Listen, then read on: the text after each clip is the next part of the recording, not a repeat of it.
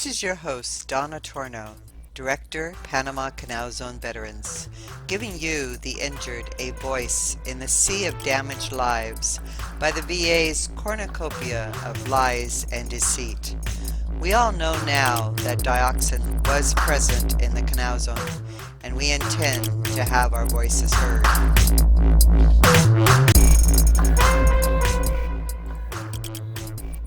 Today's injured voice is John. John was in the Air Force at Howard Air Force Base in 1972 to 73. Welcome, John. Glad to be here. Well, John, I think you told me that you actually saw some of the chemicals that were stored in bunkers. Can you tell us about your time in Panama? Yes, I was assigned there in April of 72, and I was there until November of 73. I was a law enforcement specialist who thought, oh, I'm going to be working in law enforcement, but I wasn't. I was assigned to all the security details as well because of my commanding officer. And one of the things I found working a flight line was they would load barrels with orange stripes and white stripes. They would load in the sprayers into the UH-1 Hueys, and they would spray the flight line. And I had one of the pilots tell me once that they were spraying over Gatun, and that's how I know it was being used. I watched it being loaded, and I watched them take off to spray it. Wow. And yeah, and the really sick part about it was that we would watch the jungle die back the next day. We would find all the animals, the snakes, rats, different things just dead that the weeds people would pick up and dispose of. And in addition to watching it being loaded, I discovered, I don't know, about 6 months after I got there, I was working what they called Security 2. And that was a bunker complex from World War II, where the bunkers were half underground. One of the bunkers that we routinely opened was full of barrels. Now, the barrels were white striped, orange striped, and purple striped, and there were hundreds of them. I would have to say that this bunker was, the bunker I did see was probably 200 feet deep by 30 or 40 feet wide, and it was full, double stacks, as far back as I could see. Now, John, when you said that the bunkers were full of these barrels, did you ever see people come to pick them up, like in trucks, to take them somewhere, or were they just being stored? Yes. No, that's how I knew. Most of the bunkers remained closed because they were full of different kinds of ammunition. But that's how I knew it was in this bunker, because one shift I was working, we were required to walk the post. So one of the times I'm out there, it gets very boring. One of the times I was out there, they were actually unloading pallets of the barrels, and they were taking them out to the flight line. Because you can actually see the flight line from that particular vantage point. Wow. So they were taking them out. They were taking them out to the flight line. At another time, working around the UH-1Ns is when I watched them load up the choppers that were fitted out as sprayers. So it didn't take too long to figure out what they were doing.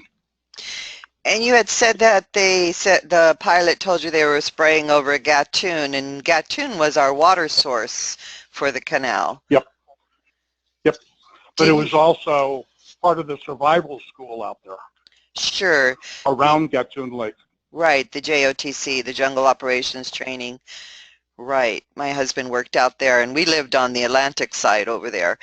And so did the pilot say how much was in a barrel, or how much they used when they sprayed over Gatun area? No idea. No idea. I know that they sprayed all of it, and I know that they loaded at least 2 barrels. So that would be 100 gallons, 50 gallons each, because they were pretty standard 50 gallon sized drums. Mm-hmm. Do you know if they were liquid or powder form in the barrels? They were liquid, Liquid. Ready to go. ready to go. Okay. Did Well, they? you could watch them. They used pumps.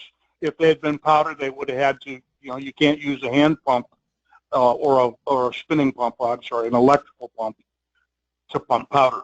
Right. So they would use And of course, it electrical. dripped out. Yeah, they would use what I would say is small electric pumps.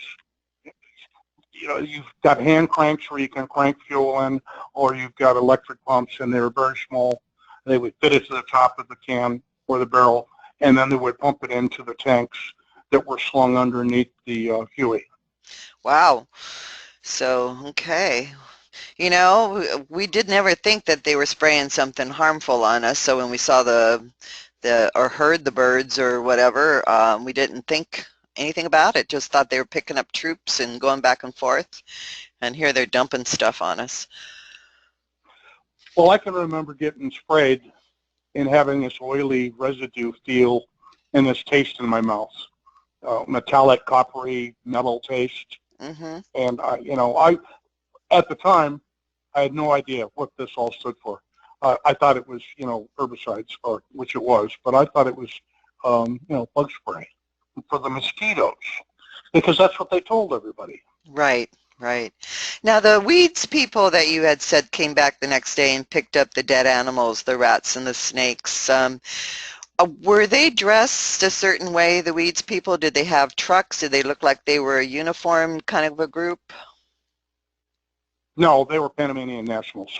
Panamanian nationals. They, But yeah, but were they because they told were to? dressed in straw hats, and yeah, Oh, they were not uniformed. They were not gloved. They had no safety gear at all. were they ordered to go pick those up, or did they just want to go get those animals to eat them or something? Somebody would have to order it because the locations were secure, Okay. and before we could let them on, they had to have a pass Mm-hmm. to get into the area, Okay. because there was security 2 and security 3, and they did it at both places. Interesting. Huh. So did they Yeah, sign I wish in, I or knew. do you know if they Yeah, signed in? Okay. yes, they did. They would sign in. Well, the time I was there, they had to sign in with me. Huh. We kept entry exit logs of everyone who entered the location and left. Okay. It was Interesting. Okay. required. You think those are still out there somewhere, those logs? I have no idea what the Panamanians have done with those bunkers. I know that Security 3 was the more advanced system where we had the missiles and more modern ordnance. Mhm. I would have to say they had to have done something, because there were 15 per side, so there was 30 bunkers out there.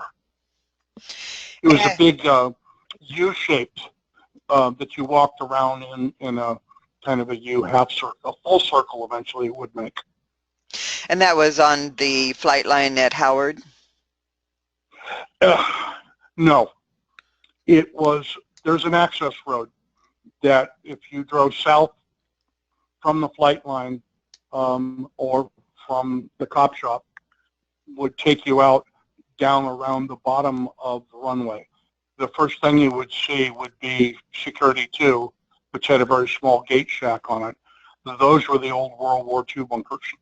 If you continued up paralleling the flight line, you would get to Security 3, which was the much more modern bunker system that was always worked. Security 2 was pretty much left alone. It was rare for anyone to go in there. It was very old, World War II. Mm-hmm. So they may have some old things stored there in those, I imagine. The rumors were, and I'm going to say rumors, is that they had, artillery shells and old ammunition from World War II. You know how it is; they don't want to get rid of anything. Sure, might be able to use it again or something. Just like they did when they Right. moved everything from Johnston Island into the Canal Zone, all the usable stuff, probably, the Agent Oranges and greens and blues and whites and stuff, they They moved and stuffed anywhere they could find room in 1948. Right. Anywhere they had, and that's why I thought recently that's why they were using those bunkers, because they probably had to dispose of some of the old stuff that had gone bad, rusted out, corroded, whatever, and that's why they put the barrels into the bunkers, because they were secure. They were guarded and they were secure. But the one bunker you saw, they were actually using it for short-term storage. They'd come and pick it up and pump it into the Hueys and take off and spray. Yep. Yes. Interesting. It was probably the 4th or 5th bunker from the guard check. Right.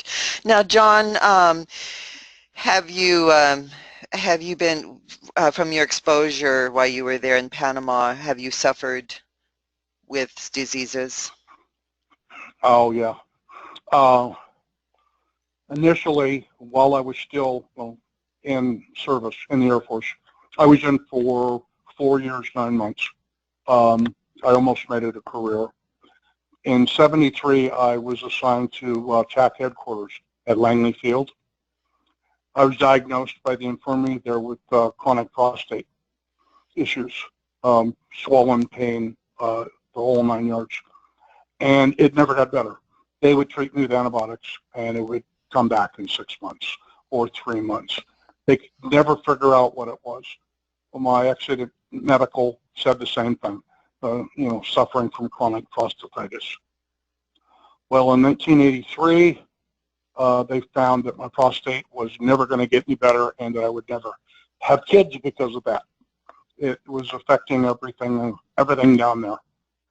Not to get too personal about it, but sure. They said it would constantly swollen, and I was on a course of antibiotics and corticosteroids for about 2 years. Much later on, things began to snowball. Then I started getting kidney infections. Then I was diagnosed with type 2 diabetes. That led to a thyroid deficiency. Thyroid doesn't work right. And, of course, hearing loss from not having the proper hearing aids. But worst of all is I am now a stage 3 emphysema. So they're telling me 2 to 5 years. So almost all of that I believe was caused by my exposure. One of the things that I haven't said to you yet is that the Operation Ranch Hand, some of the C-123s from Vietnam were assigned to Howard Air Force Base. There were 6 of them.